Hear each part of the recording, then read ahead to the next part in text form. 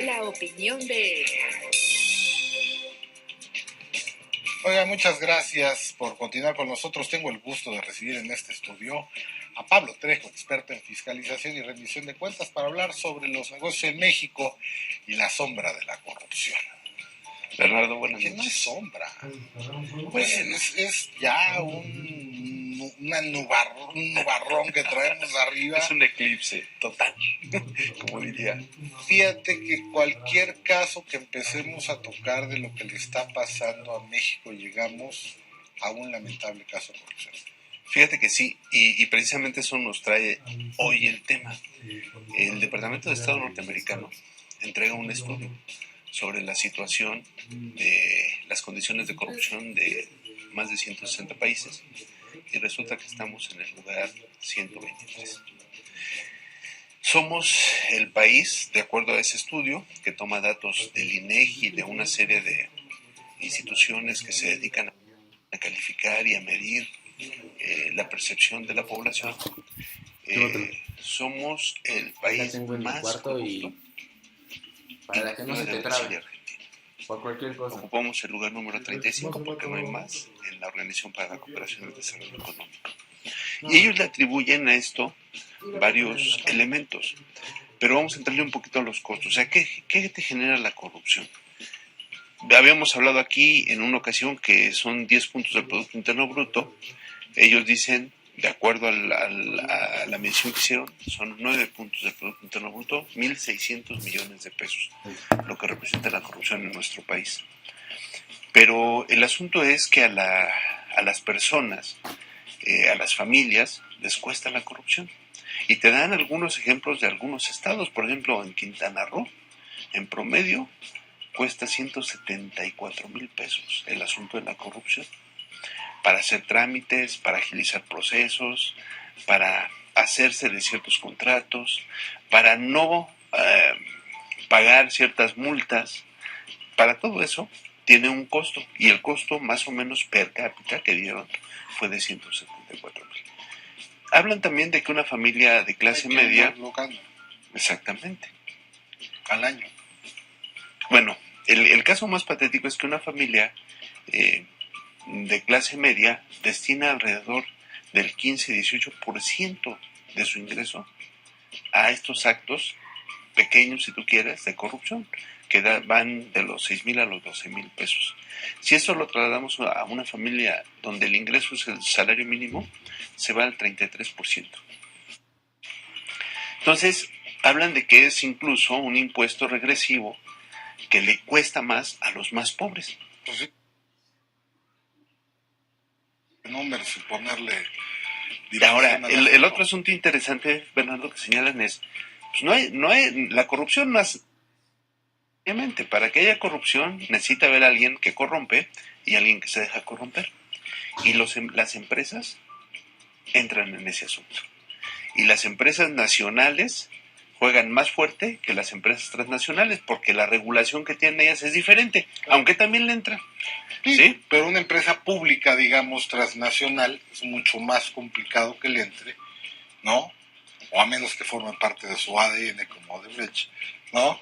Que una empresa, digamos, que no es pública, que es una empresa privada, y pública me refiero con cotización en algún mercado bursátil, que a una empresa privada, ¿no? De corte a lo mejor familiar o de socios amigos o este tipo de cosas. Así es. Y fíjate entonces, hablando del ADN que decías, el día de ayer en Uruguay hubo una reunión muy interesante del filósofo y lingüista Chomsky con el expresidente Mujica, y hablaban precisamente de la corrupción.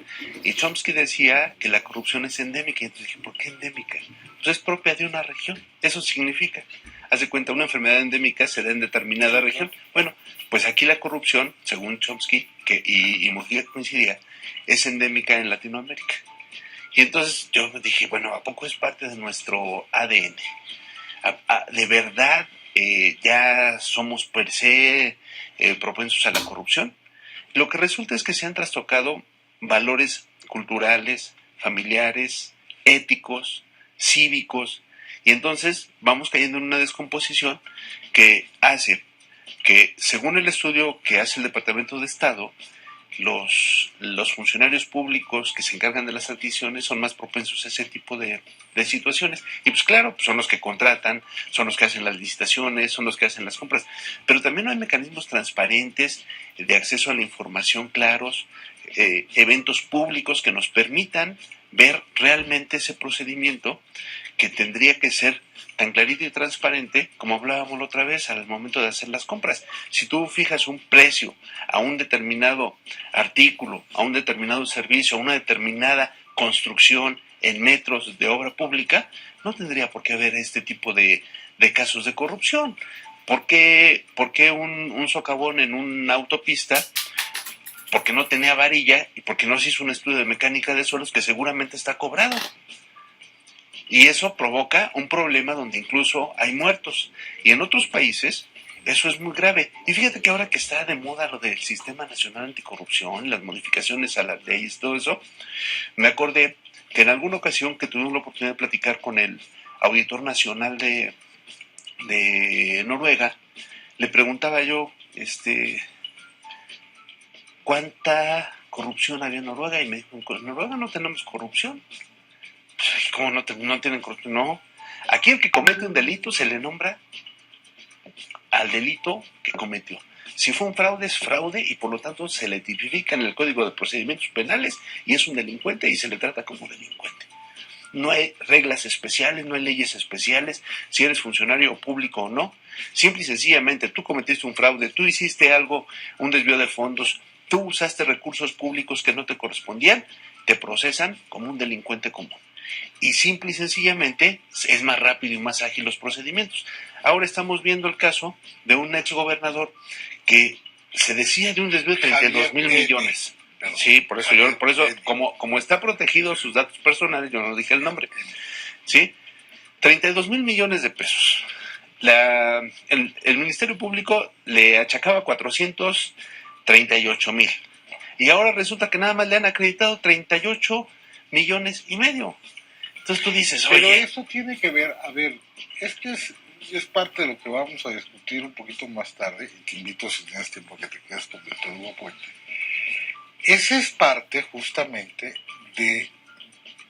del sistema que hemos partido de tal punto de desconfianza que la ley general no nos ha alcanzado, pues para poder procesar temas de corrupción. Y entonces hemos generado legislación específica y esa misma camisa que cada vez se hace más chiquita y justa, pues no nos permite tampoco, o sea, ahí sí creo que es un problema de construcción legislativa.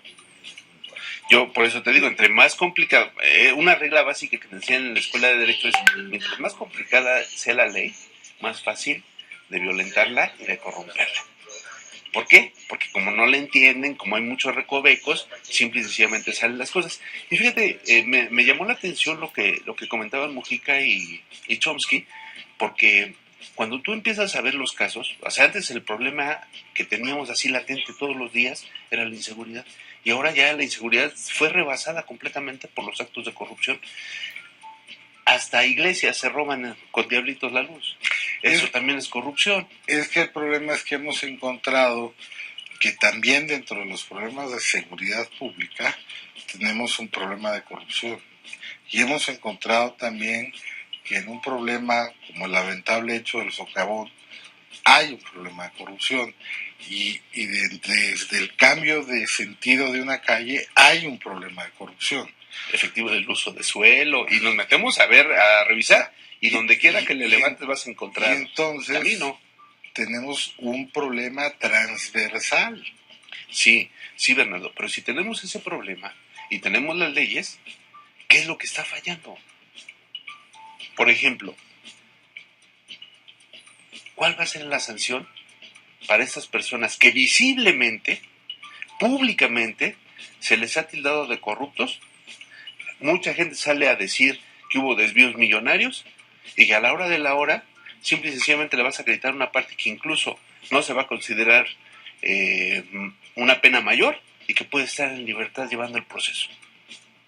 ¿Qué mensajes estamos mandando hacia los niños, hacia los jóvenes, cuando se detectan, se ven los actos de corrupción, la corrupción es visible, tienes a los culpables, sabes qué fue lo que hicieron y simple y sencillamente no hay castigo.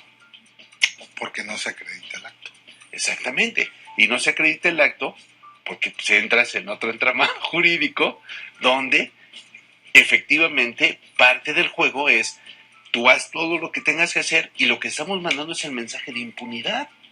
Sí, al final del día un mal mensaje de impunidad. Entonces, cuando debiéramos estar mandando un mensaje de estricto apego al Estado de Derecho. Exactamente. Pero se está trasladando en impunidad por ineficiencia. La otra vez revisábamos los reclusos en los centros de readaptación social en la Ciudad de México. Y tienes unos miles que están ahí porque se robaron un plátano, una lata de atún, y están en la cárcel. Y estos que desviaron miles de millones de pesos, no les pasa nada. ¿Qué es lo que está ocurriendo entonces? ¿En realidad es un asunto endémico o en realidad es un asunto tolerado? Y tendríamos que cambiar la visión para atender el problema en sus causas y en sus efectos. Yo lo definiría como un problema endémico engendrado artificialmente. Para beneficio de unos poquitos. Exacto. Quedaré muy bien. Pablo Trejo, muchas gracias. Gracias a ti, Hernán. Gracias. Vamos a hacer una pausa. Volvemos. En un momento continuamos. Noticias todo el tiempo. La información está en la palma de tu mano y Efecto TV trae la noticia para ti en la voz y el análisis de prestigiados periodistas con un solo clic. Aquí está lo que buscas, lo que te gusta.